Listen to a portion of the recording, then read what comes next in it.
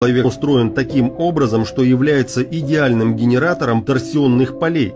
Грудная клетка – резонатор, дыхание – накачка, мозг – структуризатор, плюс внутренние органы и члены являются все до одного дополнительными устройствами настройки и обеспечения функционирования торсионного прибора под названием «человек».